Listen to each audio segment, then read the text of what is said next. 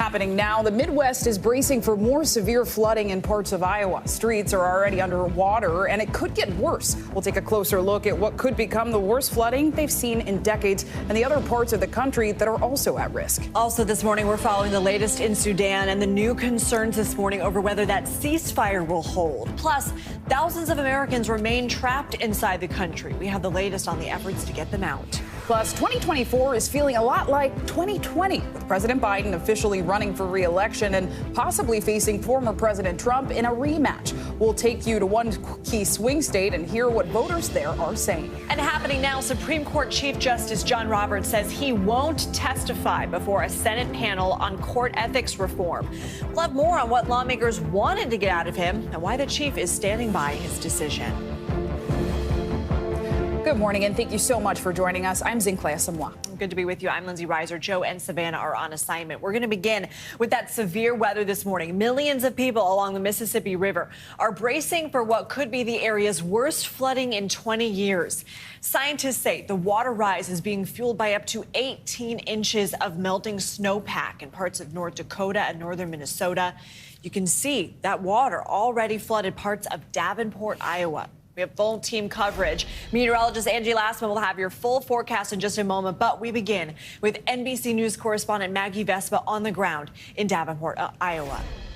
We're here in Davenport, Iowa, standing, as you can see, in the waters of the Mississippi River. And basically, scientists say this is a slow-moving disaster that, frankly, is just beginning. For reference, the banks of the Mississippi are usually several hundred yards that way, past that pavilion, past that second row of lampposts. That's how far the water has already kind of swelled from the river's banks. And again, slow-moving disaster. Scientists say that this flood event, this anticipated historic flood event that is just underway, is really not being fueled so much by rain as it is melting snow. Up to 18 inches of snowpack up in North Dakota and northern Minnesota that's melting near the headwaters of the Mississippi and then flooding areas down the river along its banks, kind of from north to south. So where we are in Iowa, parts of Illinois, kind of a little bit further south, really not expected to crest until potentially as late as early next week.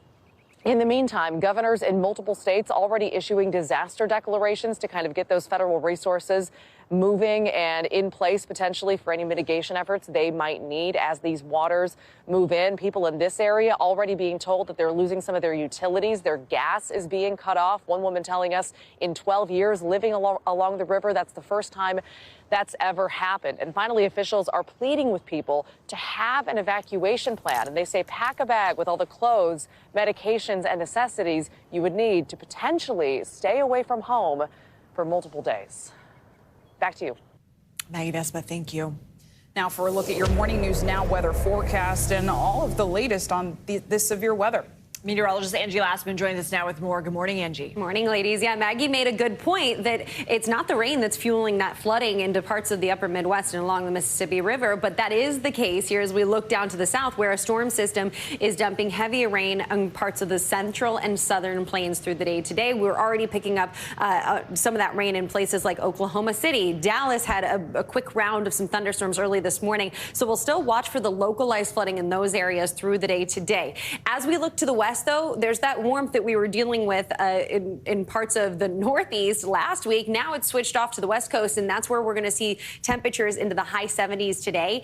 And we're going to eventually see the Sierra snow melt contributing to some flooding for rivers out west. You can see why. Temperatures into the low 90s from Las Vegas to Sacramento. Meanwhile, the east, a little on the cooler side. We're below normal in many spots. We kind of moderate out by the time the weekend comes, but that doesn't last for long. We end up back into the 50s for places like Chicago by the time the weekend wraps up. When it comes to the storms that have worked through parts of the plains, it's the rain right now, but these thunderstorms that you see currently happening aren't what we're expecting to create some of that strong to even severe storms that we're going to watch later into the parts of today. Instead, it's going to be kind of a resurgence of these thunderstorms that packs the punch when it comes to strong tornadoes, possibly EF2 or higher, some damaging winds, as well as some large hail. That extends into parts of Florida Florida as well, which is pretty rare to see the hail threat that we're going to see through the day today in the state of Florida. Pretty common in this area. Of course, Texas, parts of the plains, we see that often, especially during the spring. Not so much in Florida, where they could see up to golf ball size hail. When it comes to the hail threat in parts of Texas, it'll be 2 inches or higher, but we're more concerned about the tornado threat, EF2 or higher. It does include the Dallas metro area, something to watch, not just this afternoon, but into the evening hours as well. And to give you a heads up, 6 million people are going to be included in the severe risk tomorrow. It does include winds and hail, just like today. The tornado threat is going to be lower, but it's still, if you live in New Orleans, Mobile, Panama City, or along the Gulf Coast there, you're going to want to watch that and make sure you have a way to get alerts. Meanwhile, the heavy rain that's working through, causing some flash flooding risks through the day today. This is going to be something that we watch for Oklahoma City, Little Rock, Memphis, Dallas, and as far south as Austin. We'll see heavy amounts of rain working through, but in a short amount of time. A lot of these places could use the rain, and it does spread all the way out to the east when it's all said and done. Maybe half an inch to an inch for more widespread amounts, but notice where you see the oranges and the reds, we'll have anywhere from 2 to even 3 inches, and some places along the Red River already picking up 3 to 5 inches this morning. So we're going to see some flooding concerns there as well. Important to have those severe storm plans for sure. Definitely. Angie Lassman, thank you. And the race for the White House is heating up after President Biden officially launched his re-election campaign yesterday on the 4-year anniversary of his 2020 campaign launch. He also unveiled his campaign leadership team. Speaking to union members yesterday, Biden took aim at former President Trump and his MAGA supporters. The former president and the MAGA extremists are cut from a different cloth. The threat the MAGA Republicans pose is to take us to a place we've never been.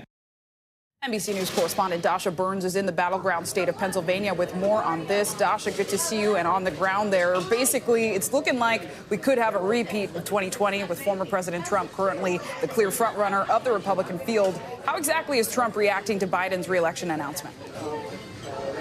Hey, Zinkley. Well, good morning from Sunrise Diner in Bucks County, Pennsylvania, Swing County here. We've been talking to voters about their reaction. But yes, of course, former President Trump, the frontrunner for the Republican nomination, is also reacting to his Democratic opponent's announcement, criticizing President Biden. Take a listen to a video that he posted reacting to the announcement.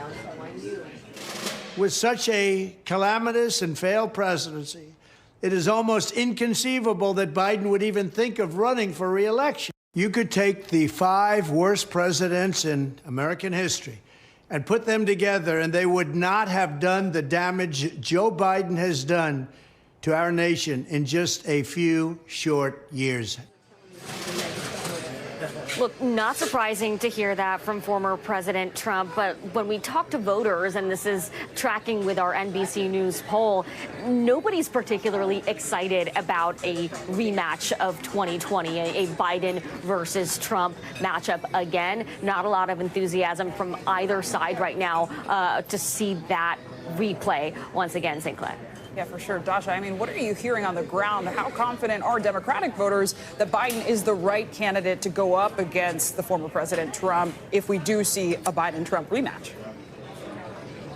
Well, look, not a ton of excitement. People are concerned about his age. People are concerned about the state of the economy right now under this administration, and they are worried about what that would look like. But the reality that Democrats see is that there's not an alternative option right now, and while that may be frustrating, it is the state of play at the moment. What I'll say, though, is I just talked to a voter named Mo who voted for Trump in 2016, voted for Biden in 2020. I asked him, is there a chance that Biden could win you back?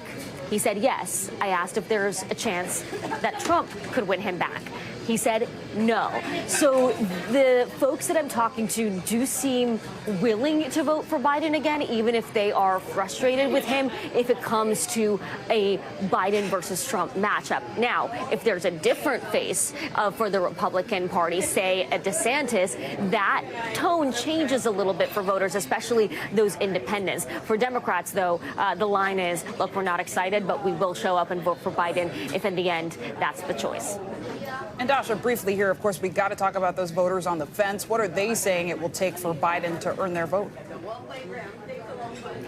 More of him getting out there, more energy from him, more talk about those real kitchen table issues, the economy. The younger voters really want to see him talk more about issues like climate change. So just getting out there, showing that he can do the job, that he can take things over the finish line in his second term. Important reporting, Dasha Burns. Thank you so much.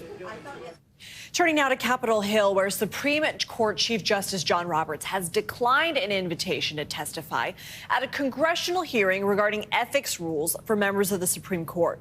The calls for a hearing come after reports that Justice Clarence Thomas took trips paid for by a wealthy Republican donor. For more, we're joined by NBC News Capitol Hill correspondent Ryan Nobles. So, Ryan, good morning. What more can you tell us here about the Chief Justice's decision here not to testify? And also, what are we hearing from people on the panel like Senate Judiciary Committee Chair Dick Durbin? Lindsay, it's not a big surprise that the Chief Justice chose not to accept the invitation from the Senate Judiciary Committee. There's always been a pretty clear line between the authority of the court and the authority of Congress.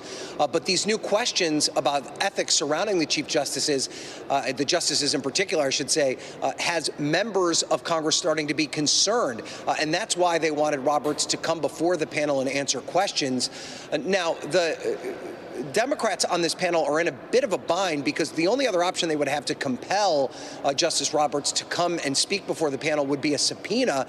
But because of the issues that they have with Dianne Feinstein, the senator from California who is still dealing with a medical absence, would make it impossible for them to get enough votes to subpoena Justice Roberts. So it seems pretty clear that at this point, it's just going to be a war of words between the two sides and no real conversation taking place, at least not yet.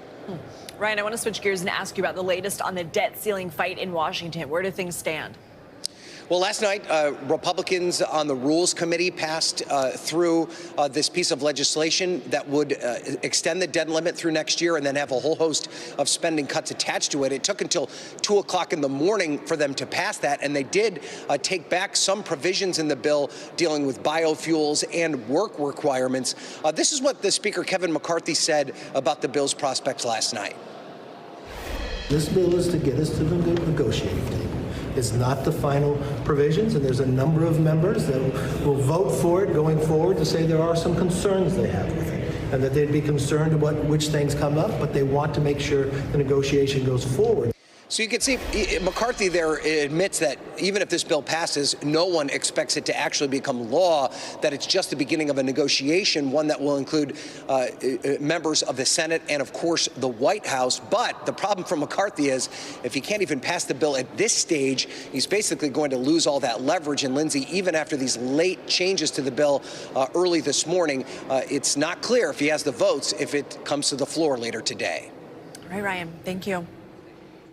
Now to New York, where Donald Trump's legal troubles continue. And a note, this case pertains to sexual assault. The former president has been accused of raping magazine columnist E. Jean Carroll back in the mid-1990s. The civil lawsuit brought on by Carroll has now reached the federal court. Proceedings began yesterday with jury selections and opening statements. Trump has denied all wrongdoing in this case. NBC News correspondent Ron Allen joins us now from outside U.S. District Courthouse here in New York. Ron, good morning. So first, let's just recap yesterday's proceedings. What were some of the biggest moments from jury selection and opening statements? The jury was assembled really relatively quickly in a matter of hours. It's 9 in a federal civil trial, 6 men, 3 women. They were asked some political questions like whether they thought the 2020 election was stolen. None of them did. But for the most part, it was very routine. They're going to be anonymous. The judge is very concerned about their privacy, about security, given all that goes with the trial involving Donald Trump.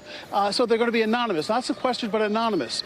In terms of the opening statements, E. Jean Carroll's side went first, the plaintiff, and her attorney made it clear that there was a brutal attack that she described that happened in the fitting room at Bergdorf Goodman back in the mid-1990s. She couldn't say exactly when this happened, the date or the month, but there was no doubt that it did in fact happen. Also interesting that there are going to be other witnesses to try and corroborate her story. For example, 2 friends who Carroll says that she told about this incident represent when it happened back in the mid-1990s. And there are going to be 2 other women who will testify about similar incidents, alleged incidents, where they say that Donald Trump attacked them physically. One woman grabbed and molested on an airplane back in the early 1980s. And Carol's side is going to play this Access Hollywood tape that we heard so much about back in 2005, where Trump talks about bragging about being a star and being able to kiss and grab women at his whenever he wants to. So that's some of the case that was outlined. The defense basically said she's lying, she's making it up to make money. It's unbelievable what she's saying happened, and don't bring any political feelings that you have against for Donald Trump into this courtroom. That's for the ballot box, but not for a courtroom. I mean, Ron, obviously all eyes on this one, and a major question that remains unanswered is whether or not Trump will actually appear in court to testify. I know yesterday the judge pressed his lawyers about that very topic. Why exactly does the judge need to know about his testimony? Does Carol's legal team plan to use his deposition if he does not show up? The judge is concerned about security and concerned about what would happen if Donald Trump comes here to testify. You'll remember a couple of weeks ago when he made an appearance in his criminal case just down the street. Huge crowds of protesters, a huge media scrum. It was just a circus atmosphere. That's what the judge is concerned about, notifying the courthouse staff and security about whether or not they have to prepare for something like that again. Ron Allen, outside the courthouse, thank you so much. Turning now to the crisis in Sudan and that shaky ceasefire between 2 warring generals vying for power. Thousands of Sudanese people and foreign nationals are trying to get out of the country by air, sea, and land amid fears the fragile truce could break. NBC News chief foreign correspondent Richard Engel is now with us with the latest. So, Richard, thanks for being with us. What is the latest on the situation in Sudan right now? Well, I think you could say that the ceasefire is still holding to a degree. There is some sporadic violence, but witnesses describe seeing both the soldiers from the Sudanese army, which is one side of this conflict, and the paramilitary rapid support forces kind of at ease, lining the streets, not actively fighting, taking a pause, and that is allowing some people to get out of their homes. A lot of people have been holed up in their homes where they have diminishing food supplies, very little power, water, and they're trying to get to a muster point to either get on one of the few evacuation flights or in far greater numbers, drive to the borders, drive north to Egypt or to Ethiopia or to Port Sudan on the Red Sea. So, Richard, what can you tell us here of reports of actually a prison break in Sudan? We understand some of the people released were actually former government officials wanted for war crimes. So one official in particular wanted for war crimes going back to the atrocities in Darfur.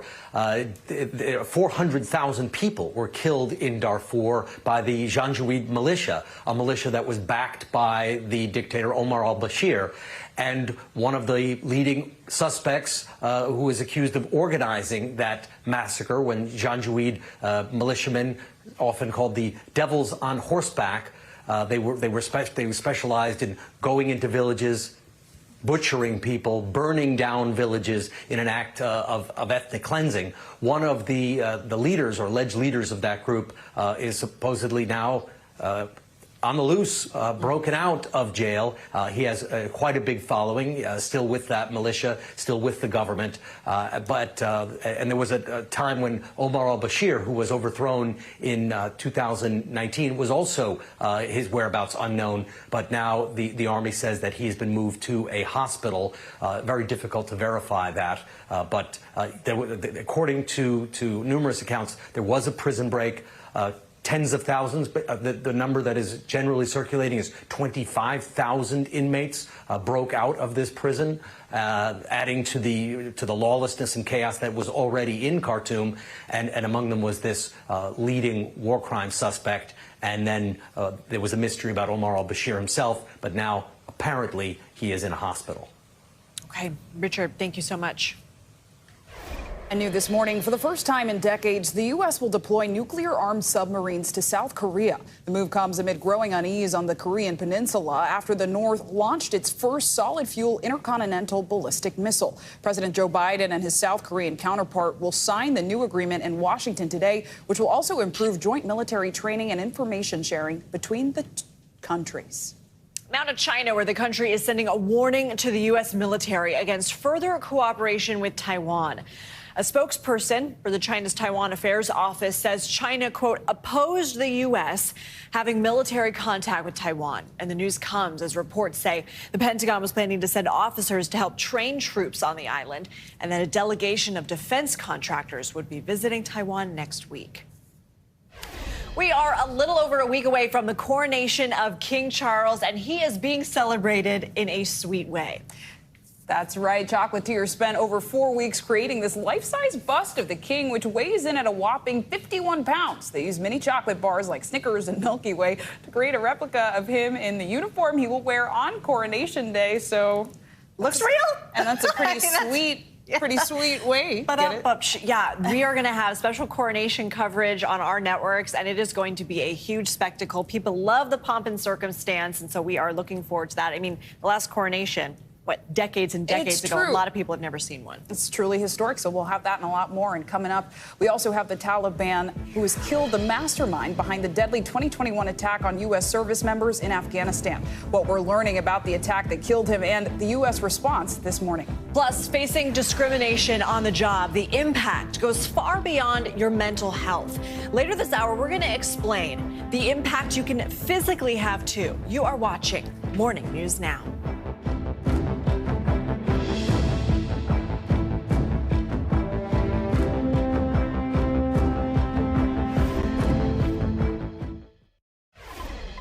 We're back now with news from U.S. officials who say the Taliban has killed the ISIS-K member responsible for that 2021 bombing of Kabul airport. The attack came during the chaotic withdrawal of U.S. troops from Afghanistan.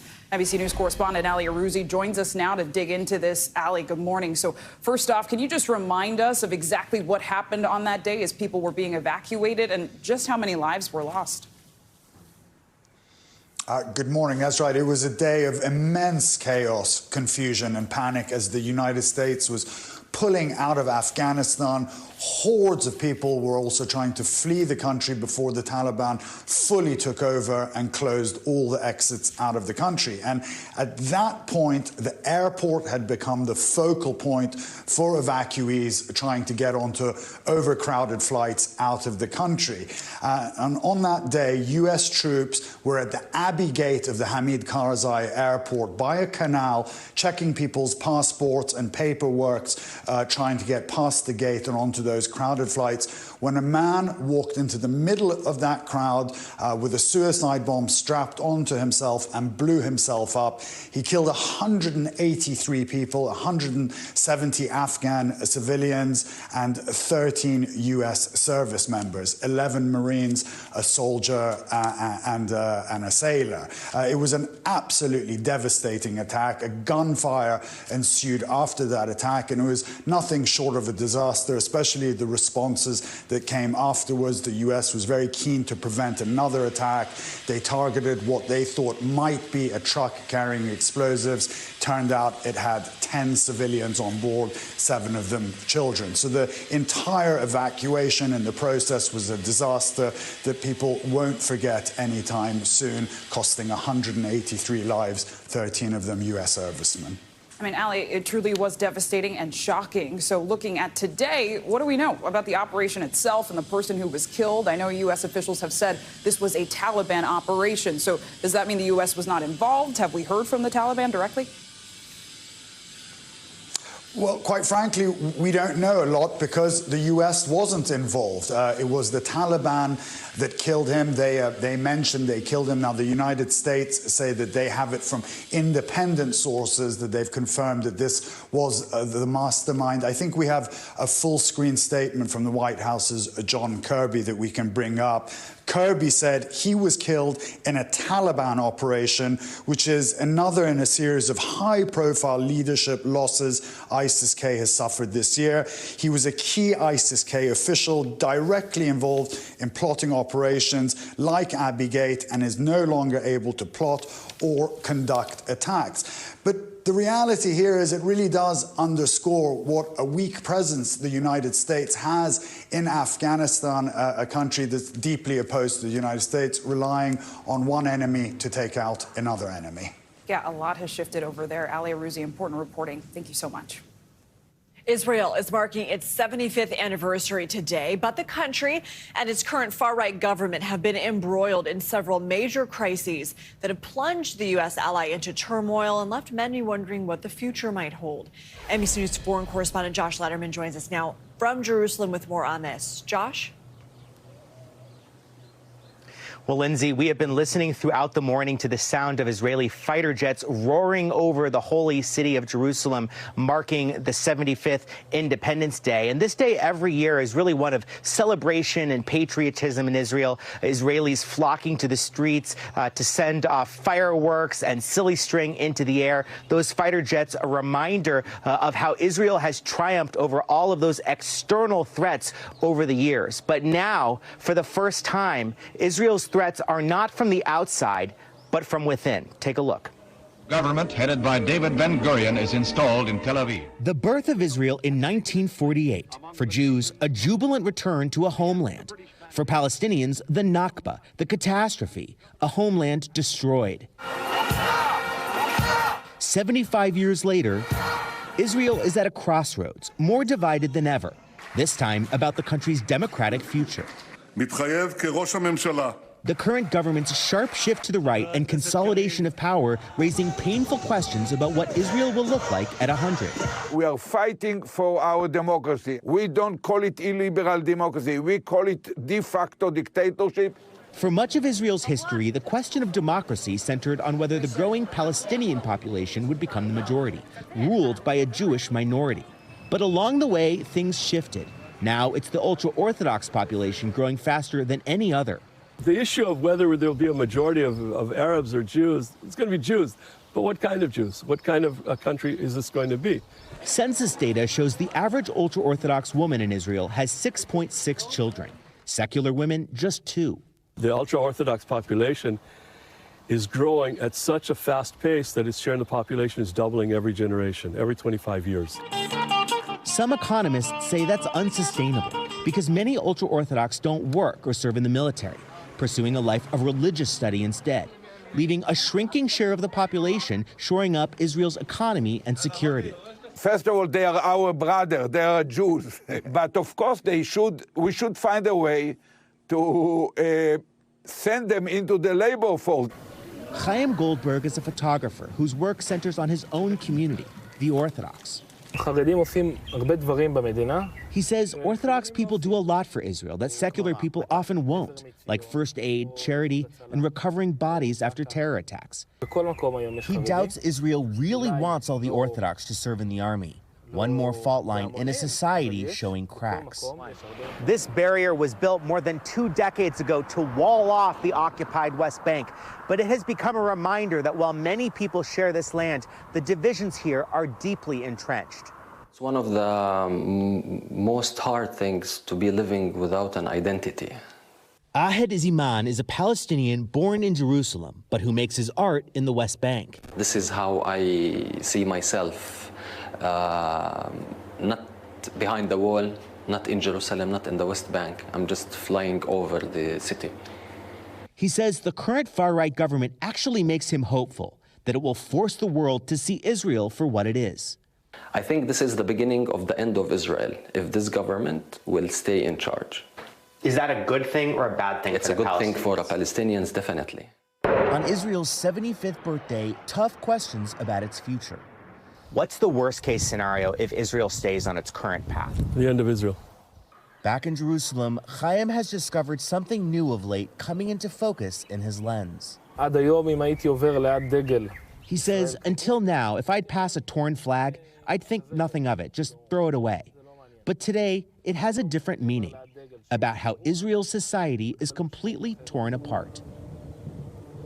From Israel to the Gaza Strip to the occupied West Bank, it is difficult to overstate the deep sense of frustration and pessimism about what the situation has come to. But when you ask people about their future, nobody that we spoke to, Israeli, Palestinian, Orthodox, secular, nobody has given up hope. Lindsay? Josh, thank you so much for that reporting. And coming up on Morning News Now, a new twist in the high-profile murders of 4 University of Idaho students. Why the suspect's legal team is trying to force one of the surviving housemates to testify. And bad for the heart, the new warning this morning about the impact your job could be having on your health. We'll be right back.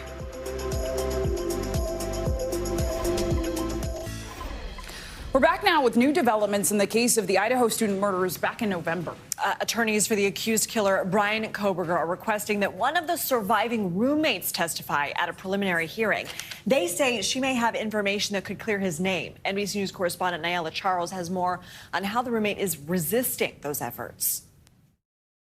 A bumpy start to a lengthy court battle from the defense team of alleged Idaho murder suspect Brian Koberger. His team attempting to force the surviving housemate of the 4 slain University of Idaho students to testify in his defense at a preliminary hearing in June. That roommate, Bethany Funk, is fighting against it, filing her own motion to quash the subpoena in Washoe County, Nevada. There's a good chance this judge will quash the subpoena because the net effect to the witness may be to terrify her, even if that's not the intent. It's unclear when the Washoe County judge will make a decision. According to an affidavit, Funk was in a first-floor bedroom of the apartment house during the early morning of the murders on November 13th.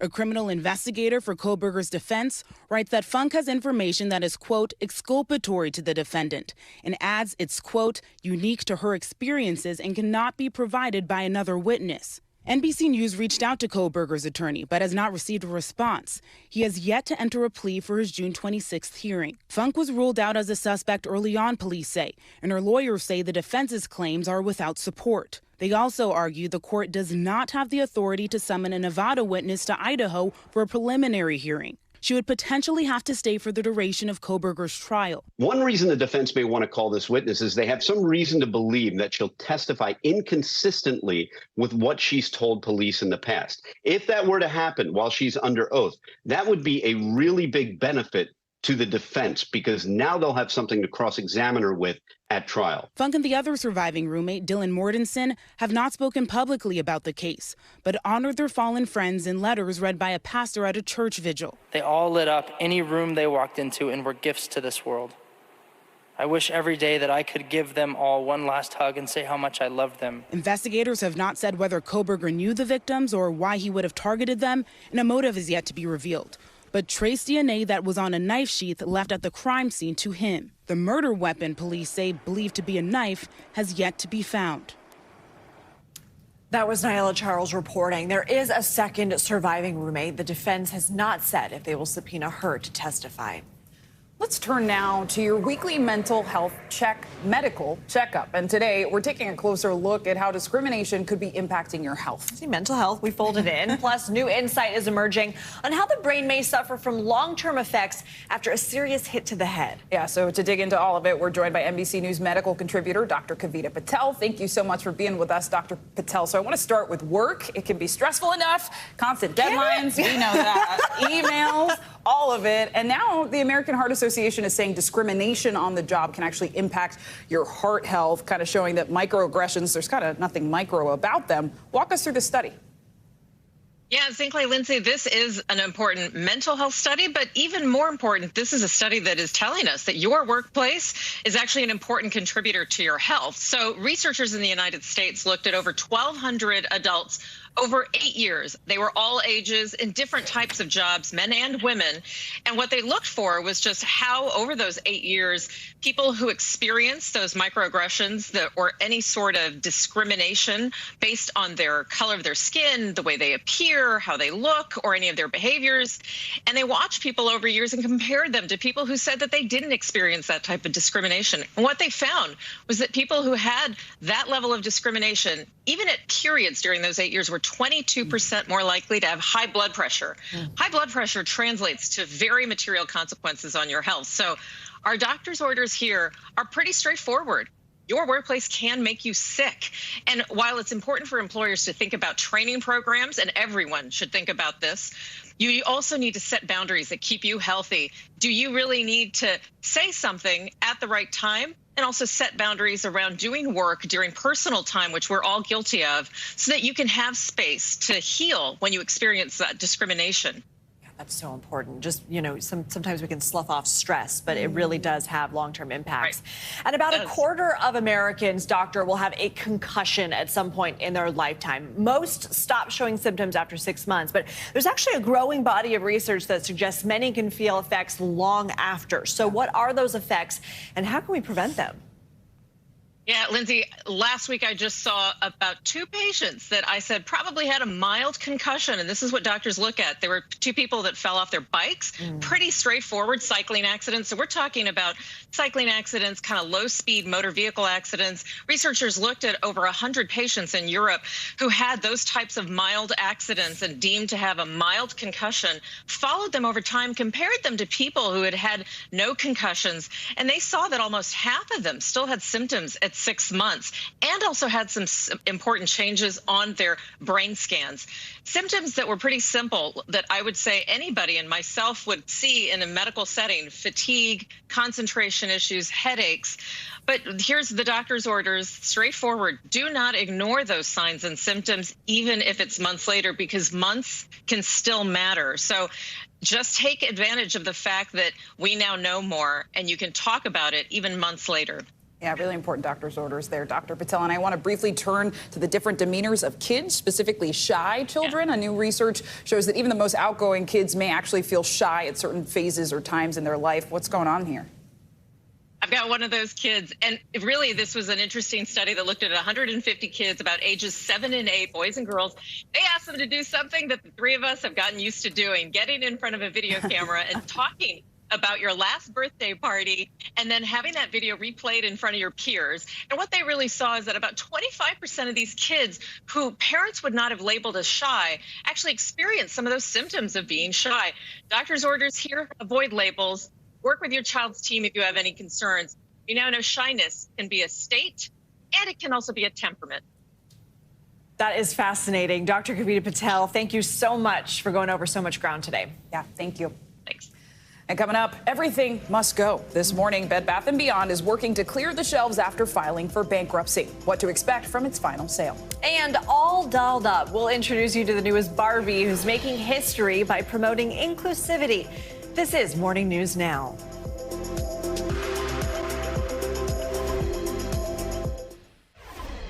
Welcome back. This morning, Bed Bath & Beyond is kicking off its final store closing sales. The news comes after the retail giant filed for Chapter 11 bankruptcy on Sunday and now is in the process of closing their stores. Joining us now to discuss is Inacia Fulcher, the supervising editor of Deals at Wirecutter. So good morning, Inacia. Walk us through here what's happening with Bed Bath & Beyond. How did we get here?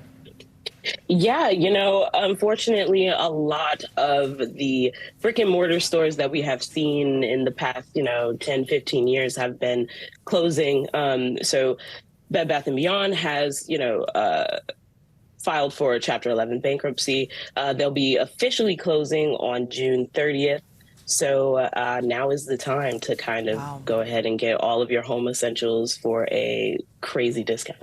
Yeah, I want to talk about those crazy discounts you just mentioned. What kind of deals should we be expecting? And what about using those infamous blue coupons or reward points that I'm sure people want to use before it's too late? Yes. Unfortunately, you cannot use those blue coupons starting today. So you'll get a crazy discount and you can return and exchange until May 24th. So, if you had any type of gifts or anything that you would like to exchange or get back for money, make sure you go ahead and do that before May 24th. But now is the time where you can kind of go ahead and get 80% discounts, 70% discounts on, home gear, kitchen gear, a lot of different Wirecutter picks that we have, in our guides, like Conair, garment steamers, stuff like that. So you'll be able to, go ahead and find whatever you want at a good discount, and which is important because of inflation and stuff like that. So you'll be able to get what you need in your budget. Inacia, is it which is also good for the important- consumer, bad for the retailer. Yeah, that's a good point. Is it important to look at the fine print? Because I know sometimes you do these liquidation sales, you get something that's 90% off, and then it's like, this is a final sale. I know you say we can exchange or return up until May 24th, but are you hearing anything about maybe some products or some steep discounts that are immune from that? So right now, unfortunately, every liquidation sale is different. So just be sure that all sales are final, when it comes to anything that is purchased at Bed Bath & Beyond. For today, all sales are final. So make sure to, be sure, on what you want to get and what discounts you want to get and what products you want to get, because you won't be able to exchange or return anything after today. Okay. Inacia, thank you so much. Thank you. Thank you. Have a good one. You too. She is 64 years old, but Barbie is still breaking those barriers. And Mattel just introduced a new Barbie with Down syndrome in the company's latest effort to make the dolls more inclusive. Yeah, Mattel says it worked closely with experts to make sure the doll accurately represents the physical characteristics often associated with the genetic condition. For more, we're joined by Candy Pickard. She's the president and CEO of the National Down Syndrome Society, as well as model and actress Sophia Sanchez. Thank you both so much for being here. This is such an exciting development. So I want to start with you, Candy. I know your organization worked closely with Mattel to develop this Barbie. What went into it? Gosh, we started about a year ago working with Mattel. They reached out to us and told us that they were creating this first Barbie with Down syndrome. And I mean, as you can imagine, we were thrilled to be part of this. At NDSS, it's really important for us to have people with Down syndrome first and foremost in everything that we do. So we had two of our colleagues, Kayla and Charlotte, both women with Down syndrome, that were part of the first call all the way to the launch as of yesterday. So it was really important for us to do that. That's so great. Sophia, what does it mean to you to see this doll, and how does she feel holding her in your hand? I think that Barbie is like any other kids because when it's trying to do something for kids, it's trying to be special with this doll. Because with Down syndrome, that means kids can have to believe it and share to the world. Yeah, representation really matters. I bet it's powerful to see a doll that looks like symbolizes your experience as well. Candy, I did want to ask too, beyond physical appearance, I know there was some intention around the fashion and accessories, right? Absolutely, absolutely. So you'll see on the doll, and you can see pictures online as well. I'll just kind of start with, obviously, some of the features that you mentioned. People with Down syndrome are typically have smaller features. So you'll see the bridge of the nose, there's smaller ears, the almond-shaped eyes, and then you've got the necklace, which is probably one of the most recognized symbols within the Down syndrome community, which are the 3 arrows. And it's the third copy of the 21st chromosome, which is what causes Down syndrome. And so there was a group of moms in California that kind of did this as just really bringing together the community. And so I think about a year ago that they all went out, and you'll see people with tattoos of the 3 arrows, and it just unites our community. And so it was a really special addition to add to the Barbie to recommend, to highlight that within our community. Yeah, that's beautiful. Sophia, let's talk about what other kids you think around the world are thinking and feeling, and what this means to them. How do you think other people will maybe be inspired? I think we'll be inspired by each other, but I think when they are different with Down syndrome, that's not scary for them because they show how it's going to happen. Because this is not going to do this right now, because in the beginning, kids can have this doll if they wanted to really look like them and be like unique by them when they're special by somebody who has really talented for them to show. Yeah. I mean, representation really matters. I wonder, how has the reception been to this doll, Candy? Overwhelming. Overwhelming. I mean, I think our community is thrilled with Mattel. I mean, we've been asking for a Barbie with Down syndrome for many, many years. And so to be heard and to be represented, we're so thankful to Mattel and to Barbie for doing this for our community. When can people get one of these dolls? They were available online yesterday. I believe we sold them out. Congratulations. So hopefully they'll be replenished soon. But I know that they will be in major retailers at the end of the summer and fall. Wonderful. Candy Pickard, Sophia Sanchez, thank you for your time. Congratulations. Thank you both. Thank you so much, you both. All right, everybody, stay with us. We'll be right back. Welcome back, everybody. In the East Coast, Phil the Groundhog predicts the weather. Well, in Vegas, of course, they do things a little differently. A tortoise calls the shots. So this year, the tortoise Mojave Max emerged from his burrow, marking the unofficial start of spring. Officials say this is the longest time Mojave Max has spent in his burrow, and every year, students in Las Vegas get to predict when the tortoise will emerge, and the student who makes the best guess gets something like a pizza party, a laptop, or meeting the real Mojave Max. Contest also allows kids to learn about the endangered species. I do feel like they've had a good spring. Yes. So there's something to this. There's something like, it to hasn't that. gotten really hot yet. I love it. And I believe they put a tracker on Mojave so that they can film when he comes out. So pretty cool. And finally, this hour, we're going to turn and talk a little bit about music. Music does more than just soothe the soul. It can also give you the extra push you need to get through your day. That is according to the latest article in the Wall Street Journal's column titled, "You Need a Personal Theme Song," which says a beloved song can pump us up and get us through tough tasks. So joining us now to discuss is the author of that piece, Wall Street Journal columnist. Ooh, I love this. I'm giving you a theme song. Yes. Elizabeth Elizabeth Bernstein with a musical intro. We love to see it. So, Elizabeth, can you talk to us about the importance of having a theme song and how it can help us manage some pretty difficult tasks?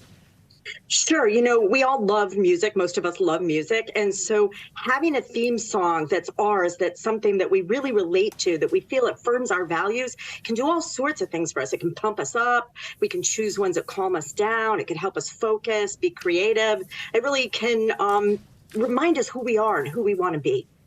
I'm kind of weird, and I do imagine myself having like a baseball walkout song, but I mean, is there a specific genre or type of song that people identify with most? And can you have more than one? Oh, yeah. Well, you can definitely have more than one. And I love that you have a baseball walkout song, because I talk to many people who have parades in their heads when they hear the Rocky theme. So anything that sort of gets you where you need to be. You need to psych yourself up for a big event or something you're doing. One woman said, and she's a diplomat who spoke all over the world to the UN, she said she uses that Rocky theme to keep herself centered. So there's all kinds of reasons. We might have songs that empower us, songs that console us if we're going through a hard time. Certainly we can have many songs. Love this. I know my theme song is Beyonce. Don't care what song, it's Beyonce. Yes. Elizabeth, I wonder, what advice do you have for people who want to pick a theme song, but maybe need some help doing so? Well, you may know you already have one sort of in your heart, one of your best loved songs.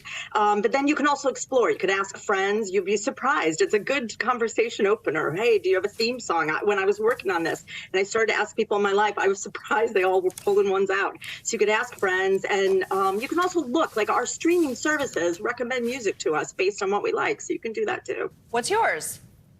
Well, I have so many, but I did write in the column that on a recent really tough deadline, I had to resort to one of my old-time favorites, R.E.M's version of Superman.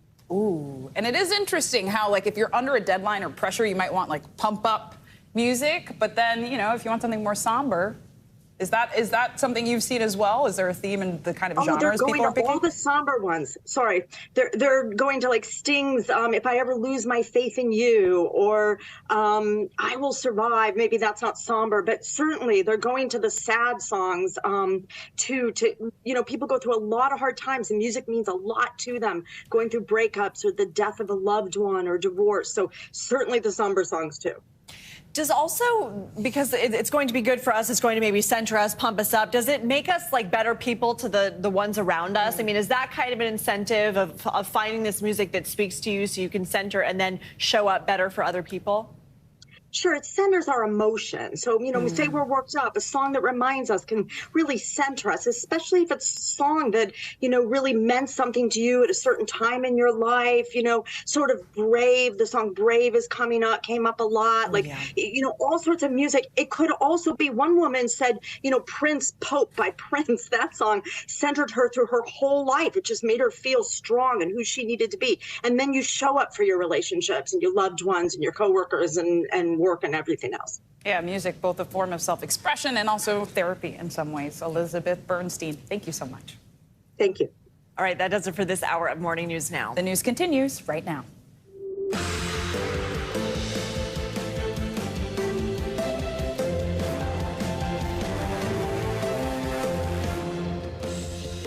Good morning. I'm Zinklea Samoa. And I'm Lindsay Reiser. Joe and Savannah are on assignment. Right now on Morning News Now, we're following a slow-moving disaster across America. Millions along the Mississippi River are facing the threat of flooding. Melting snow up north already drowning towns along its banks. And it's a similar story out west. Parts of Yosemite National Park are shut down as water levels rise. We'll take a look at why that region could see its worst flooding in decades. Finish the job. After President Biden made it official, he wasted no time hitting the campaign trail yesterday, vowing to continue battling for the soul of America while taking jabs at his predecessor. Former President Trump is now firing back. We've got his response in just a moment. Plus, the lingering apprehensions from voters across America on a potential Biden-Trump rematch. Also this morning, growing fallout from the bankruptcy of another major retailer. What you need to know about the shakeup over at Bed Bath & Beyond. And the anxiety that's growing over a once dominant industry now on the ropes. And we're breaking barriers. This morning, we're going to take a look at how women authors are outselling their male counterparts. We're going to talk to an author and a publisher about this trend in the industry. Really fascinating numbers. Really good stuff, and glad to be with you this morning, Lindsay. Thank you, good to be with you as well. We're going to begin with that severe weather across the country. That's right. That severe weather includes everything from several feet of snow in the Rockies to widespread floods closing much of Yosemite National Park and threatening millions along the Mississippi River. NBC News correspondent Maggie Vespa is in Davenport, Iowa, where the river is expected to keep rising for days. Zinklea, Lindsay, good morning. This is just beginning. This sort of slow, days-long build is part of what officials say makes this situation so dangerous. And this flood event, scientists note, isn't so much fueled by falling rain as it is melting snow. It's also just one piece of a wild week of severe weather nationwide. This morning, millions up and down the mighty Mississippi watching helplessly as the river's swollen banks continue to inch inland. Forecasters warning some in the region will see their worst floods in 20 years, with river levels in Illinois and Iowa slated to keep rising until potentially early next week. Multiple governors issuing disaster declarations. Understand that this still can be a dangerous situation. In La Crosse, Wisconsin, a drone capturing neighborhoods already underwater, while McGregor, Iowa, is poised to see its highest river levels since 1965. And this water came up really fast this time. In Pleasant Valley near Davenport, people forced to get around by boat. The Mississippi River floods largely fueled, scientists say, by 6 to 18 inches of melting snowpack in North Dakota and Minnesota. A similar story out west, where park officials say by Friday they'll close much of the famed Yosemite Valley through at least May 3rd, as melting snow in California's mountains threatens flooding there too. This as hail hammers parts of the South, including Central Florida and Sweetwater, Texas, where a supercell dumping baseball-sized hail destroyed this storm chaser's windshield. And with just days until the start of May, snow slamming the Rocky Mountains, while a tornado was spotted touching down near Denver. A severe spring stretch threatening millions for days on end. Again, back here along the Mississippi, this is just beginning. These waters expected to crest as late as early next week. In the meantime, officials are asking everyone to make an evacuation plan, and they say pack a kit with all the clothes, medications, and basically necessities you would need to stay away for potentially multiple days. Zinklea, Lindsay. Maggie, stay safe out there. Thank you so much. Now let's continue with updates on your weather forecast. Meteorologist Angie Lastman joins us now with more. Angie, just incredible images across the country. Yeah, and a lot going on, really. It can be kind of confusing for folks to kind of determine exactly what's happening where they are and why it's happening. So if you live in parts of the South, really the southern plains or the central plains, you've woken up to some rumbles of thunder, some really heavy rain, and this is part of a storm system that's going to work its way to the east. We also see some snow falling in places like New Mexico and Colorado and into the Rockies. That's going to be a story here for at least another day. The storms that you're seeing this morning are not the severe storms that we're looking at. That'll happen as they kind of reignite later this afternoon. But still, we're going to see heavy amounts of rain working through places like the Red River. Could see up to 3 to 5 inches this morning. So flooding concern will be there for folks across this same area. Here's the severe weather kind of bullseye that we're looking at this afternoon and into the evening hours. We do have the potential to see a couple of strong tornadoes. That means EF2 or higher. Also, the damaging hail, 2 inches or even larger. temperature, and not to mention the gusty winds up to 75 miles per hour possible. And this is mainly centered over Texas, but you can see it extends into parts of Oklahoma and a little farther to the east, including Louisiana and Mississippi. Now, the bullseye for the tornado threat does include the Dallas metro area, as well as Waco, Crockett, Graham, Abilene, all included in that here. And again, it's this afternoon and into the overnight or into the evening hours, late into the night. That means that after dark tornado threat that we always warn you about, that could be potential today. So you'll want to make sure that you have a way to get any of those watches or warnings throughout the afternoon and evening.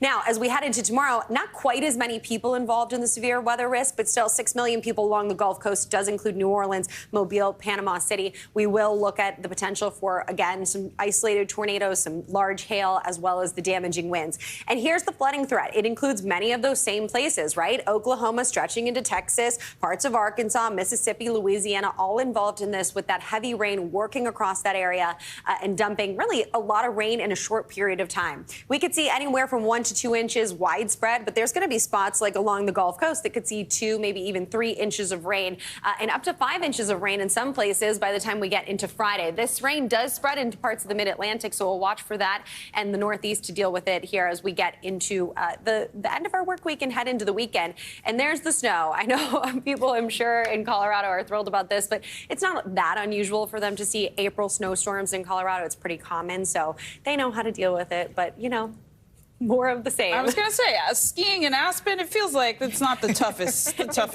doesn't, right? I'm sure they're fine. Angie Lastman, thank you. President Biden's 2024 campaign is official, and now he's looking to shore up voter support for a second term and funding for his campaign. It's all leading up to what could be a potential rematch against the current Republican frontrunner, former President Donald Trump. NBC News Chief White House correspondent Kristen Welker joins us now with more. Kristen, good morning. Hey, Lindsay, good morning to you. Look, you are right. So far, the 2024 race is shaping up to look a lot like what we saw in 2020. President Biden is casting his campaign as a fight against former President Trump, a battle for the soul of the nation, while Mr. Trump, who's currently the GOP frontrunner, is trying to make the case President Biden is just unfit for office. The potential rematch so far feeling a lot like a rerun. President Biden is aiming to build momentum after officially announcing he's running for re-election in 2024. On Tuesday, speaking to union members critical to his coalition, making his case for 4 more years. It's time to finish the job. And despite a low job approval rating, the president touted his record, including strong job growth and passing a bipartisan infrastructure law, blasting his top GOP rival, former President Trump. People like you who've been able to make it because of your union. The Speaker, the former president, and the MAGA extremists are cut from a different cloth. Shortly after the president announced his re-election bid Tuesday, Mr. Trump posted this scathing response. With such a calamitous and failed presidency, it is almost inconceivable that Biden would even think of running for re-election. With polls showing the former president as the clear Republican frontrunner, Mr. Biden is taking a page out of his 2020 playbook by placing Mr. Trump at the center of his argument for re-election. I said we're in a battle for the soul of America, and we still are. We pressed one of the president's closest allies on that strategy. Can Democrats make the case for President Biden without using the words Trump and MAGA Republicans? Well, why should we? I think we need to talk about MAGA Republicans. Our NBC News poll shows voters are not enthusiastic about a potential Biden-Trump rematch, with large majorities saying neither should run again, including small business owner Dora Rieta with Peter Alexander in Battleground, Pennsylvania. What do you make of that rematch? A mess. A mess. Why? I think they both are very extreme, and I think we need someone that's kind of in the middle. One other headline to tell you about from the GOP primary side, the GOP legislature in Florida is actually poised to change a state law that would pave the way for Governor Ron DeSantis to run for president without having to resign from office. Now, of course, he's the closest rival to former President Trump, and it is very clear he's ramping up. As for Mr. Trump, on Tuesday, he raised the possibility he might not participate in the first two GOP primary debates, posting, quote, "Why subject yourself to being libeled and abused?" But one important caveat here, Mr. Trump made similar threats in 2016 and 2020, but almost always wound up participating in the debates. Lindsay. Okay, Kristen, thank you so much. And we're learning more this morning about the major media shakeups that have changed the landscape of cable news. Don Lemon out at CNN and Tucker Carlson off the air at Fox News. NBC News correspondent Stephanie Gosk has more on what led to those moves. Hey there. For now, Fox is moving ahead, rebranding its prime ratings driver as Fox News Tonight as it weighs a replacement for Tucker Carlson. It comes amid swirling questions over what ultimately led to the breakup between the network and its biggest star. The cable news world trying to move on following the surprising ouster of two top stars. We want to keep it with the focus on the news and where that belongs. CNN and Fox abruptly cutting ties with two of their main hosts, Don Lemon and Tucker Carlson. Good evening and welcome to Tucker Carlson Tonight. Throughout his tenure as the lead primetime host on Fox, Carlson courted a conservative audience with extreme rhetoric on a range of topics, from immigration and COVID to the January 6th attack on the Capitol. These were not insurrectionists. They were sightseers. Neither Fox nor Carlson have commented on the reason for the sudden split. A source close to the matter tells NBC News Lachlan Murdoch, the son of Rupert Murdoch, and the head of Fox News, Suzanne Scott, led the decision to part ways with Carlson. A spokesperson declined to elaborate. Carlson's departure comes just days after Fox settled a defamation lawsuit with Dominion Voting for nearly $800 million that alleged the network repeatedly lied about debunked election fraud claims. Before the settlement, text messages revealed in the case exposed Carlson's frustration with management after the network called Arizona for Joe Biden in 2020, writing in part, "We worked really hard to build what we have. Those expletives are destroying our credibility. It enrages me." The Wall Street Journal reporting, according to people familiar with the matter, that there is another text message from Carlson referring to a female executive by the C word. The paper says that the critical messages about management led to his ouster. NBC News has not confirmed the reporting. Carlson is also at the center of another legal dispute involving a former senior producer, Abby Grossberg, who accuses him and Fox of creating a hostile work environment. I stopped watching news when I came home. I didn't watch anything. I just didn't want to because I was so depressed and disillusioned by the entire media system because of Tucker Carlson. Carlson has not responded to Grossberg's claims, and Fox says her lawsuit is riddled with false allegations. Former President Donald Trump, who was a frequent guest of Carlson, called his exit a big blow to cable news and referred to the host as ratings gold. Those who cover the industry say don't expect any major changes at Fox. They have lost big names before, they've replaced them, and they haven't missed a beat in the ratings. And there's no reason to think that they'll ride this one out, too.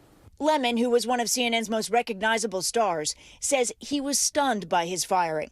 The anchor widely criticized for comments aimed at Republican presidential candidate Nikki Haley. Nikki Haley isn't in her prime. Sorry. When a woman is considered to be in her prime in her 20s and 30s and maybe 40s. His morning show co-anchors briefly addressing his removal on Tuesday. I'm so thankful to have worked alongside him and for his support for nearly 15 years here, and I wish him all good things ahead. NBC News has reached out to Tucker Carlson and Fox for further comment, but have not heard back. Back to you. Stephanie, thanks so much. On Capitol Hill, a group of bipartisan lawmakers is expected to introduce a bill today that would implement an age limit on social media, banning young children from it altogether. And if passed, it would have major implications on the social media landscape. NBC News Capitol Hill correspondent Ryan Nobles joins us now. Ryan, good morning. What is in this bill that's being proposed today? We don't know the full details yet, Lindsay. It's going to be released a little bit later today, but we know the broad outlines. The most biggest parts of this bill, the big headlines, I should say, are that it aims to ban social media platforms for anyone under the age of 13 and then put severe restrictions for users between the ages of 13 and 17, requiring parental permission and also restricting the way the algorithms are presented to children of those ages. And this bill is being introduced by a bipartisan group of senators. Two of them in particular, Brian Schatz of Hawaii, Tom Cotton of Arkansas, couldn't be further apart on the political spectrum, but they both have young children. They're both concerned about the impact that social media has on kids, and so that's why they're teaming up today. It's going to be a rare moment of bipartisanship on Capitol Hill. Ryan, do we know how this would be enforced on these social media apps? Yeah, Lindsay, there's no doubt that that's the biggest challenge, right? It's important to point out that TikTok, Facebook, Instagram, Twitter, Snapchat, they already restrict users under the age of 13 from using their platforms, and they have a pretty difficult time policing that. So it's going to be even more difficult for the government to try and prevent that from happening. We're told by sources familiar with the legislation that they're going to put the responsibility of enforcing this legislation in the hands of the Federal Trade Commission and state attorneys general. It's one thing to say who's going to be in charge of it, but the actual way they enforce it is something that we're not clear on yet, and we'll have to see when the legislation is released later today. Ryan, are we hearing from any of these social media companies? Yeah, so we did talk to some of them last night. Most don't really want to weigh in with any kind of specificity on the bill until they actually see the legislation itself. But, you know, many of these social media companies are engaged in these conversations about the impact that mental health has on young people in particular. Many have already introduced restrictions and ways to try and prevent that from happening with young people. You know, there's every reason to believe that they're not going to be thrilled with the idea of the government coming right out and saying that there's a ban or that there's any kind of restrictions being put in place. But the general sense is that they, just like the question you had, Lindsay, are questioning how you enforce something like this, who ultimately is going to be responsible if a child ends up on a social media platform when this is banned. Those are a lot of questions that still have to be answered. All right, Ryan, we'll hear from you throughout the day once this bill is unveiled. Thank you. And coming up on this hour of Morning News Now, the very latest on that violent situation in Sudan with the whole world watching. Where that shaky ceasefire stands this morning, and the latest on the efforts to evacuate civilians from several different nations out of the country.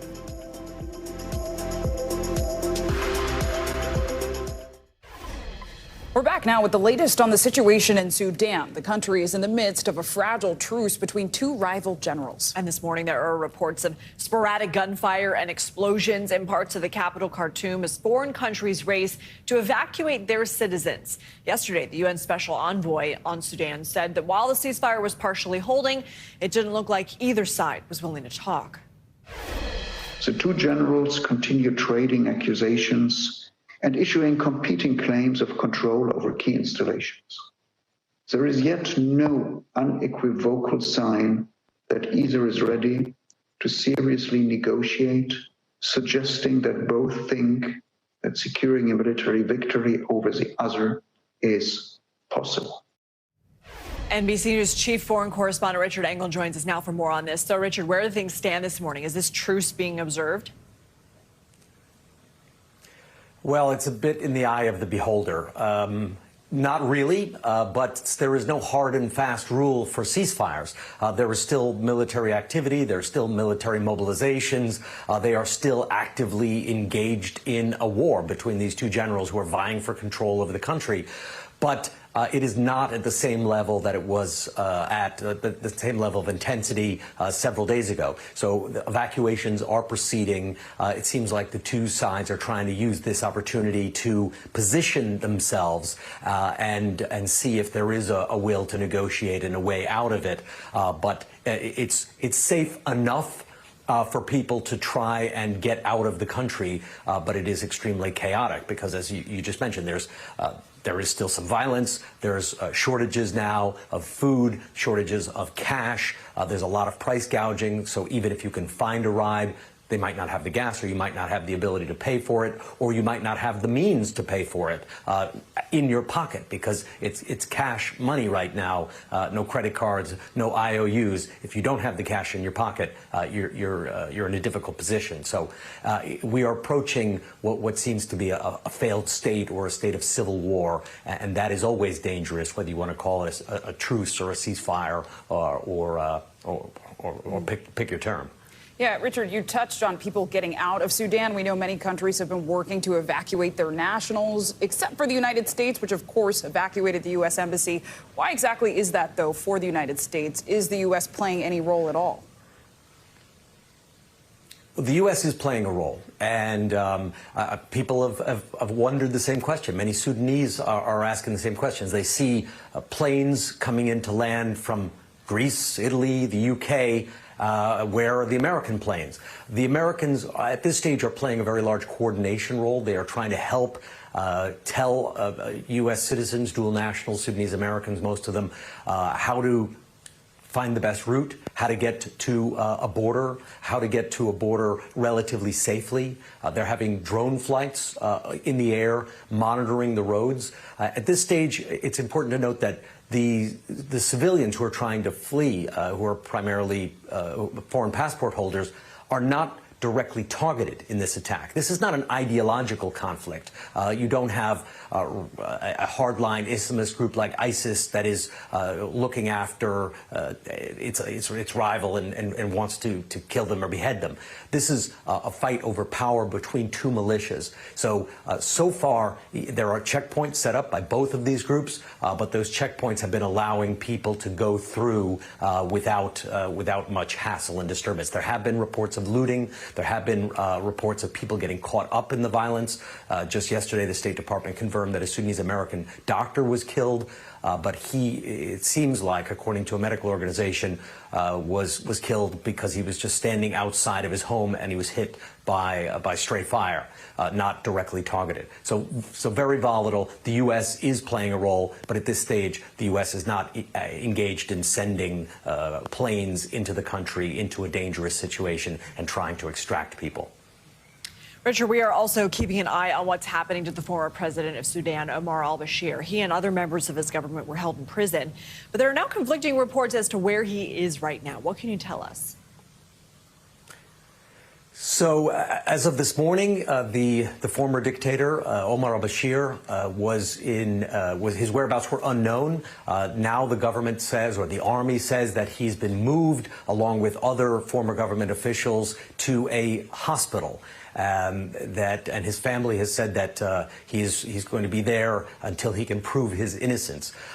Sudan's this latest conflict between these two generals didn't come out of a vacuum. In 2019, there was a popular uprising. People took to the streets. The army seized the opportunity to stage a coup.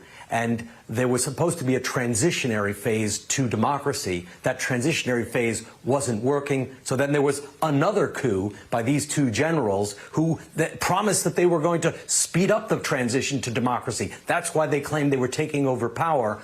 They clearly don't want to hand over the government, hand over control to civilian rule. And now those two are fighting among themselves. And one of the worst situations, to add to the chaos, something I didn't even mention, there's been a major prison break and reports of up to 25,000 people who inmates who were in one of the prisons have been freed in this chaos. And that is why the army says it moved Omar al-Bashir, in part for public safety, to this medical facility. Richard, a lot to keep us posted on. Thank you so much. Thank you. And more international news now. In Haiti, more than a dozen suspected gang members are dead in what officials are calling an act of vigilante violence. NBC News foreign correspondent Ali Arouzi joins us now for this and more international news. Good morning. Good morning, guys. That's right. Over a dozen gang members in Haiti's capital city have been lynched to death by an angry mob. According to residents, the gang members attacked the neighborhood at 3 a.m. Locals then gathered in the area and descended on the gang members in a fit of rage.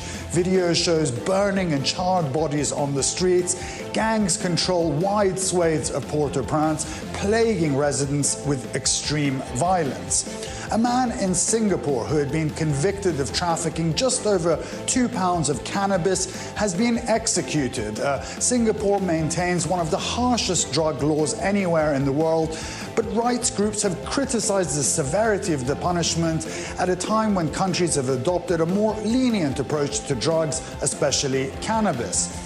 And finally, a Swedish research rocket has accidentally flown off course and landed in Norway. The rocket reached an altitude of just over 155 miles, then decided it would take its own path, eventually landing in the mountains just under 7 miles from the nearest settlement. The rocket and the payload were found in good condition and flown back to Sweden by helicopter. So annoying when your sat-nav doesn't work, right? Truly, that's what we call a scenic detour. Ali Arouzi, thank you. Coming up, a day of testimony in a New York courtroom for pop star Ed Sheeran. He's being sued for allegedly using part of a popular Marvin Gaye song in his own hit song. And now they want their money. We'll let you listen and decide next.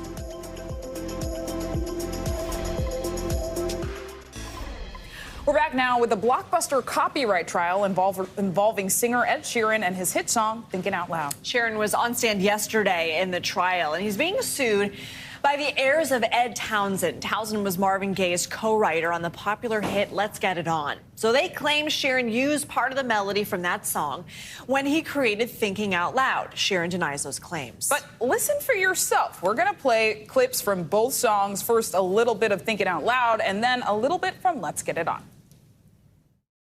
Darling, I will be loving you till we're 70. And if you feel like I feel, baby, then come on. All right, let's bring in NBC News legal analyst Danny Savalos to explain just what's going on here. So, Danny, it's not every day we're asking you to break down a music case. For some, this is going to sound like the songs are similar, but what exactly do the plaintiffs have to prove? Music ultimately is in the eye of the beholder. So I can tell you about copyright law. I can tell you that if the songs are what is called strikingly similar, you don't even need to prove that Ed Sheeran had access to it, that he heard it, that he may have been able to hear or be inspired by this particular song. If they're similar enough, then that is presumed. So I can tell you about the law. But forget the law, because ultimately all this is about is whether a juror or a group of jurors decide that, in their opinion, and everybody is an individual critic, whether these two songs are strikingly similar. And I got to tell you something.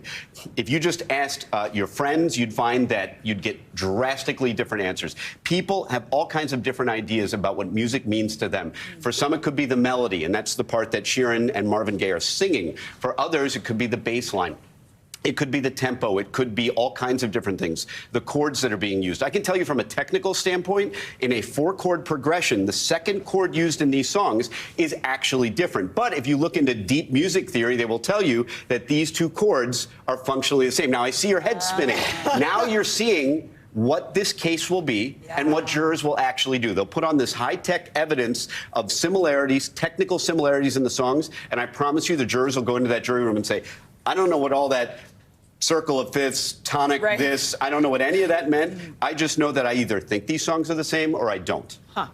It's super subjective, and it's also like there's only so many notes you can use. But. Yeah. Now, that is the defense argument, that you can't own chords. You can't own everything.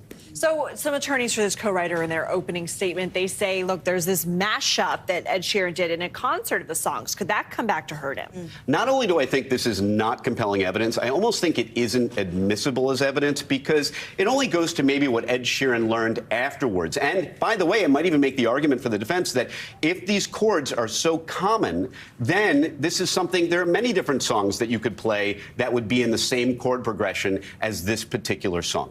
A lot to dig into, but really a lot to listen to. Danny Savalos. Exactly right. Thank you. A California man is on a quest to see just how long he can extend his life, and he's paying millions of dollars to do it. NBC News Now anchor Gotti Schwartz has more on what he's doing to try to live until the age of 160. He calls himself the world's most measured human, and if you ask him how old he is, well, here's how he explains it. So we can say my left ear is 64. Okay. So I have hearing damage as a child. My diaphragm strength is age 18. My lung capacity is age 18. My heart is about a dozen different ages, different features of it, but it's collectively about 37. For those of us keeping track the old-fashioned way, he's 45, but he might not be aging like the rest of us because he is doing everything he can to try to slow down growing old. It's an open science experiment. What's the end goal? to demonstrate that we can dramatically slow the rate of aging and reverse the aging that has happened. If we didn't have decay and decline as a assumption that happened, what if it would change everything about being human? And if that sounds expensive, it is. But 10 years ago, Johnson sold his company Braintree Venmo to PayPal for $800 million. And now he spends about $2 million each year trying to reverse the aging of his body. We set a world record reversing my epigenetic age by 5.1 years in 7 months. He says he does it by sticking to a strict regimen he calls Blueprint. And that protocol covers everything from vegan meals like this. Over a month, I eat about 70 pounds of vegetables. To a whole bunch of supplements. I drink this and I take 52 pills. 52 pills in the morning? Yes, upon waking. Wow. And a workout routine designed by his teenage son who he competes with. Johnson's body fat now down to 5%. And around his house, everything money can buy to slow down aging. We're trying to achieve skin quality like an 18-year-old. And with all due respect, right now, when people see it, they're like, oh, there's a rich guy doing it. Sure. And this costs millions and millions of dollars. You have a team of some 30 doctors. How far away are we from having society, from anyone having access to these types of therapies? My primary objective with Blueprint is not to solve the accessibility problem globally. The objective in the earliest stages is to show something's feasible. Dr. Nir Barzilai is the director of the Einstein Institute of Aging Research at the Albert Einstein College of Medicine in New York. And he agrees that aging doesn't have to be synonymous with disease and decline. It's the aging that drives the disease. And it's an important concept because if we stop the aging, we stop the disease. And I'm not talking about one disease. I'm talking about all diseases of aging, or most of them, certainly cardiovascular and cancer and cognitive decline and mortality. Meanwhile, Johnson says he'll keep searching for that 21st century fountain of youth. I don't have a fear of death. I have a love of life.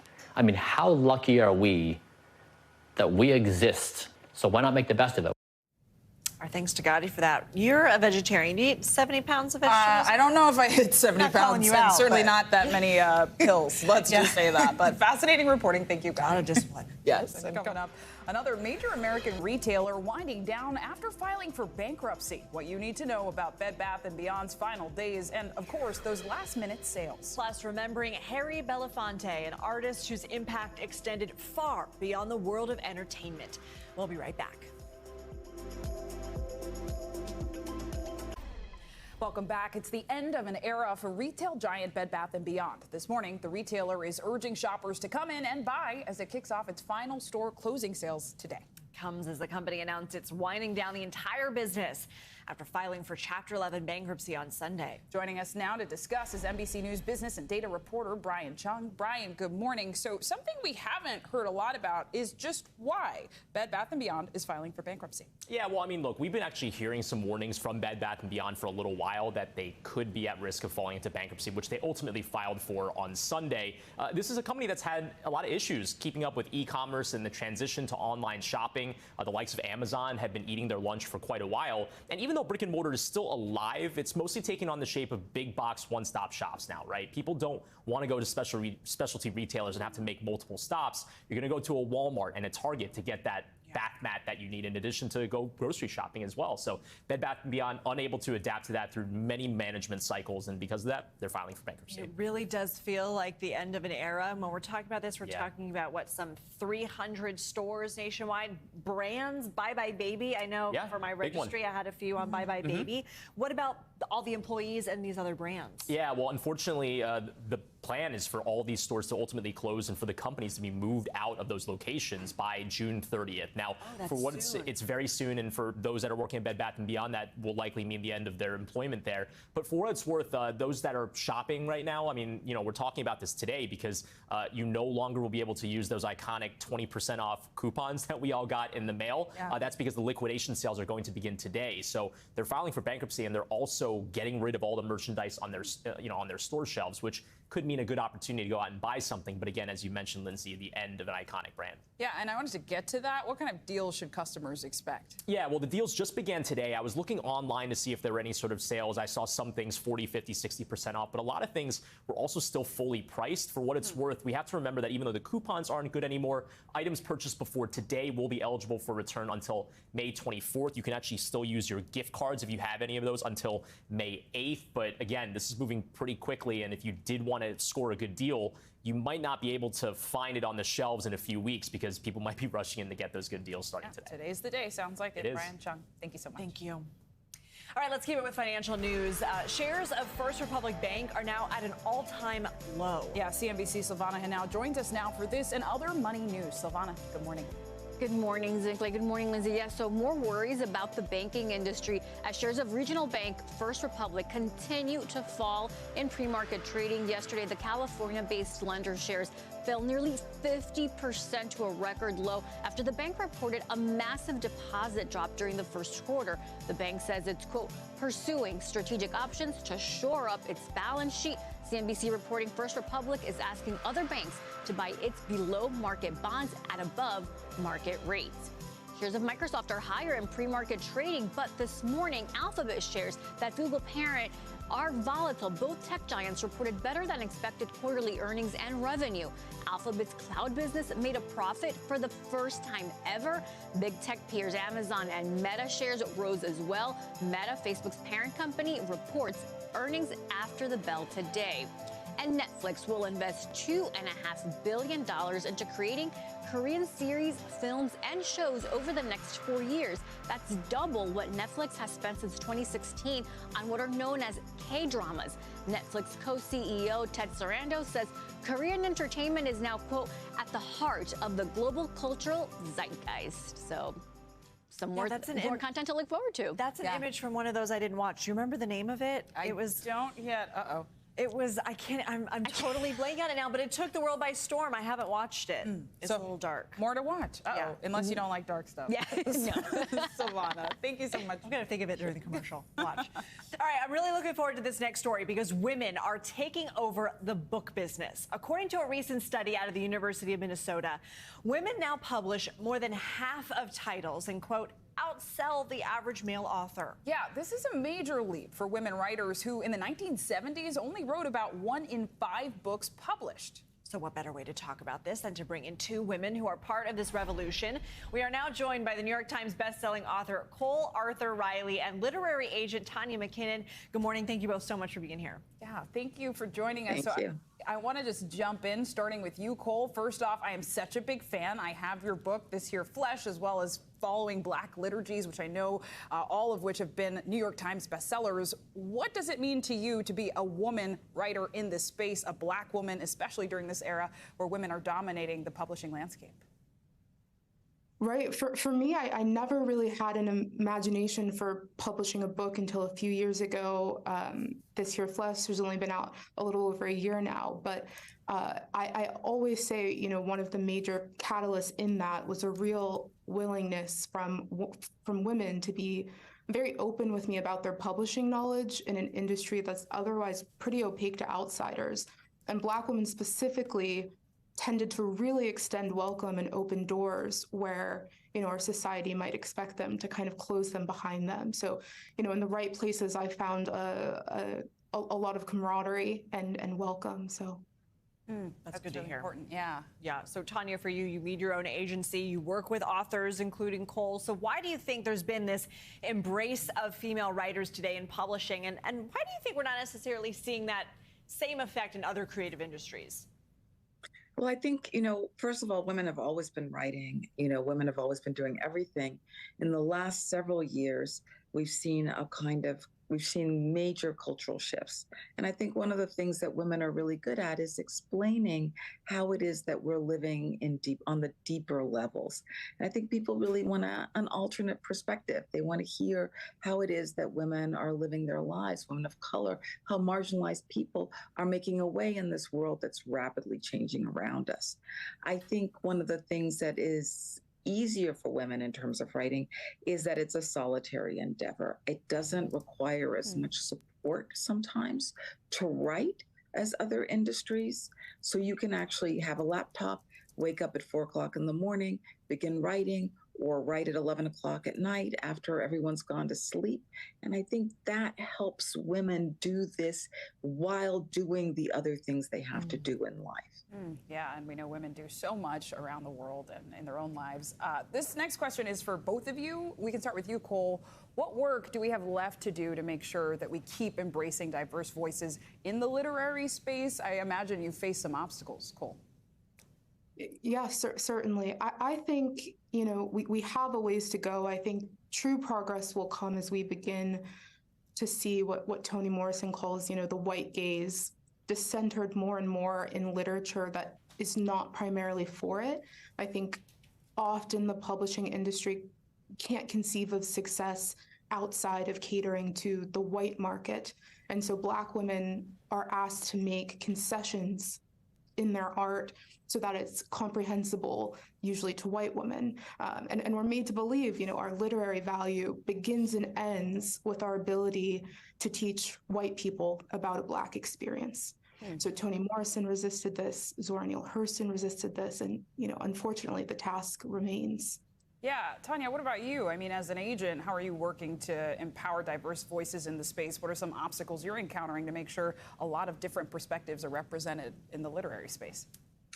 Well, my agency in particular has a focus on representing, what we have often called marginalized voices. So specifically Black women, people of color, queer, feminist. My agency's, progressive in that sense. And we really try to place authors in a situation for their book where they're going to be celebrated and valued. I think it's still hard in a lot of different ways because the industry itself has been historically white.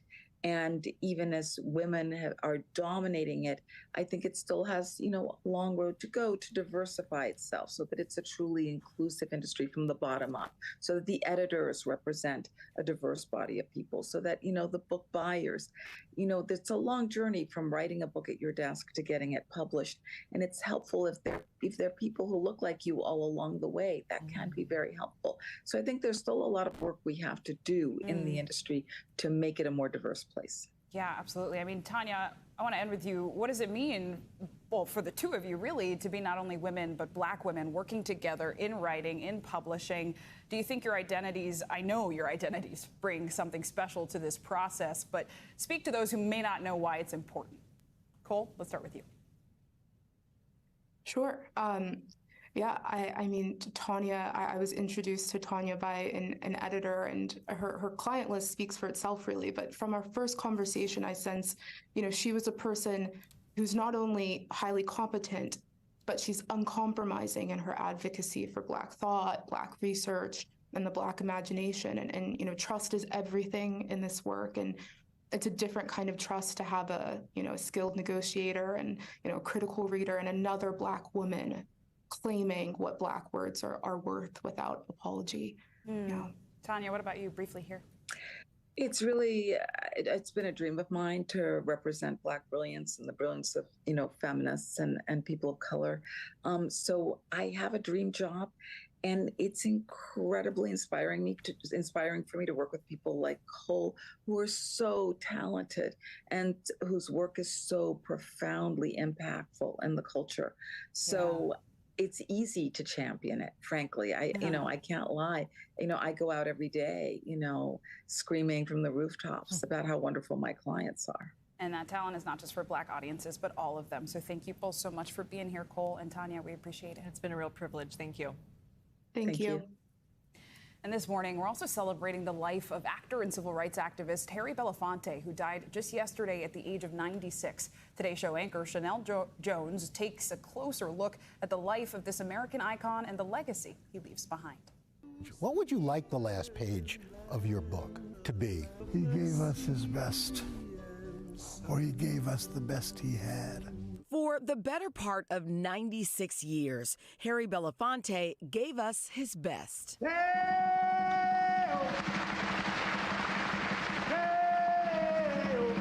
Often sharing bits of himself with Today. Dr. King once said, it isn't just the goals that you set for yourself in life, It's the journey in getting to them that really makes the difference. His visits with us were a time capsule through history, chatting with Bryant Gumbel about planning Nelson Mandela's historic first visit to the States in 1990. I believe that in a world that's caught up in a great thirst for democracy, I think people look at Nelson Mandela, who has been incarcerated for 27 and a half years, as a symbol of that thrust, as a symbol of that desire. Sharing his causes. Famine in and of itself does not really kill people. It's what we do about it that makes the difference. His projects. I mean, for the first time in 20 years, I've been reading scripts that say something, that excite me, that I think are important to talk about. And trials. In 1996, undergoing treatment for prostate cancer. It overwhelmed me. I don't know, for some reason I kind of felt that I was always going to be all omnipotent, that I would live forever. Belafonte transcended racial barriers, but it was his willingness to combine entertainment and social justice that set him apart. In 1968, breaking barriers, hosting The Tonight Show, while catalyzing social change. What do you have in store for us this summer? I feel that we are in the midst of the most critical period in our nation. Always in search of equality, Belafonte spent his life on the front lines of activism. The thing that has always run parallel in your career has been the sense of social activism and a sense of purpose. People said, when did you become an activist? I said, the day I was born. Our thanks to Chanel Jones for that important report. And it is important to add that Belafonte had a massive impact on social justice and equality. He was actually a financial backer of many causes like the anti-apartheid movement in South Africa, as well as rights for women around the world. He was also one of the organizers of the historic 1963 March on Washington. Incredible legacy. All right, coming up, we're going to switch gears here. Puppy Pilates. Need we say more? I mean, yeah, we'll stick around because our own Savannah Sellers had it really rough for this assignment. Get it? She'll introduce us to a new class that's making our team think of a whole lot of downward dog puns. Yes, it is adorable. That's up next. Finally this hour, a yoga class in New York City that gives a whole new meaning to the downward dog pose. Yeah, our very own Savannah Sellers got to spend the day doing puppy Pilates. It doesn't get much better than a beautiful day in New York City with puppies and yoga. Puppy yoga classes can be seen all over social media, popping up in cities across the world. For Sophie Hessler, a 24-year-old graphic designer in New York City, the idea seemed fetching. I have seen puppy yoga in places like London. I did not see anything in New York. I was looking for it everywhere and I just could not find it. What is it about yoga and Pilates in general that it does for your life? I think it's super important to just ground yourself and take care of your body, especially in a place that's so busy and hectic. And combining it with dogs that are good for the soul, it's an instant serotonin boost. In her spare time, Sophie also fostered local rescue pups that were waiting to be adopted. It's loving. You get to spend time with the dog, train it, take care of it, and really give it a wonderful home. You also save 2 lives because you're taking care of one and then the rescue is able to pick up another one. Oh, absolutely. I fostered a dog that looks quite a bit like this one in my lap, and now I more than foster her. She lives with me forever. Shelters throughout the country are in a crisis since the pandemic. In 2022, 4% more animals entered shelters than left them, the majority of intakes being dogs. So Sophie decided to organize puppy yoga and Pilates classes full of adoptable rescues, calling it Woof Wellness NYC. How often do people foster or even adopt after these classes? Very often. At the end of a lot of classes, we have people putting in applications for the puppies, and if they're not putting in applications, they're usually talking to the rescue about how to foster and get more involved. Sophie has sold out every class, even going viral on TikTok after people online caught a glimpse of the puppy party. You think about how good you feel after something like a Pilates class, and then you think about how good you feel spending time with a puppy. How great is it to merge those two things? It's amazing. It really is just nonstop smiles. I think my mouth hurts after every class from smiling so hard, and the puppies enjoy it. All right, are we ready to hit the mat? Yeah, let's go. Our instructor, Nina, started us off with a little inspiration. Don't think of this as a workout. Think of this as like a treat and a reward and a celebration of movement. Hi, baby. Good girl. Then our furry friends joined in, and we got moving. Just allow yourself to feel good. So similar to how the puppies are when they wake up in the morning, they don't think about what they're supposed to do. They just move. Take your gaze to follow the fingertips. And now as you exhale, your right arm threads under your left. Go ahead and drop your right ear and shoulder down to the ground, giving yourself a nice twist. Ooh, maybe you get a lick on the ear from a puppy. With every downward dog, I found myself falling more in puppy love with the class and with little Dina. Namaste. As puppy Pilates came to an end, it felt nice to take a pause and relax with our canine companions. I want you to really be present and tune in to all the good energy that's in the room, all of the puppy energy, the people, and just take a moment and let it soak in. All in all, not a rough day at the office. So much fun. I feel fantastic. What you said about we're in New York with puppies, it's a beautiful day. What could be better? Thank you for coming. Thank you. I might be taking a dog home as well. Wow, a big thanks to Savannah for that story. If you're in the New York City area, all those puppies are still available for adoption. Don't tempt me. Very, very cute. Although we were talking in the commercial break, I'm not looking for anything too rigorous. That looks up my speed. We'll stick to mat Pilates, if at all. That's good. That does it for this hour of Morning News Now. The news continues right now. Thanks for watching our YouTube channel. Follow today's top stories and breaking news by downloading the NBC News app.